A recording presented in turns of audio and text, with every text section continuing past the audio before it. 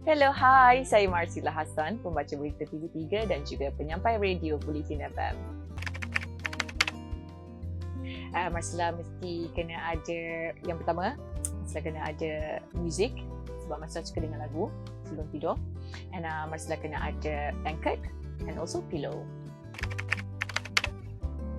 Marsila suka pakai something yang very simple masa nak tidur. Yang paling penting material tu kena sejuk-sejuk, satin ke cotton, dan selalunya Marsila pakai baju tidur lah. Ada orang dia suka pakai baju kelawar kan, tapi Marsila tak boleh tidur pakai baju kelawar. Of course, tilam yang paling penting sekali sebab bagi Marsila, tilam yang berkualiti adalah tilam yang mampu membantu ataupun kata orang tu dia support lah kita punya tulang belakang tu.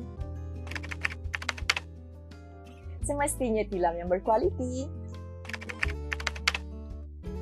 Of course, Marsila suka tilam Marsila sekarang ni. Tilam yang Marsila gunakan ni, nama dia Goodnite Love Series 3. Yang bestnya, dia mampu menyokong tulang belakang Marsila dan fabric dia DuoCare.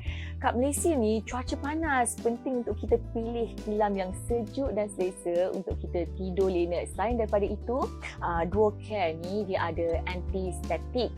Anti-static ni untuk neutralizekan baliklah kita punya body static. Sebab tu, tidur Marsila semakin lena sepanjang hari. Marsila suka sangat. Ini adalah pilihan yang terbaik. Anda tak perlu tunggu lama-lama, kunjungi showroom Goodnite terdekat anda di seluruh negara untuk anda rasa sendiri peluang berbaring di atas tilam Goodnite. Untuk perkembangan terkini, anda boleh follow Facebook Goodnite Malaysia.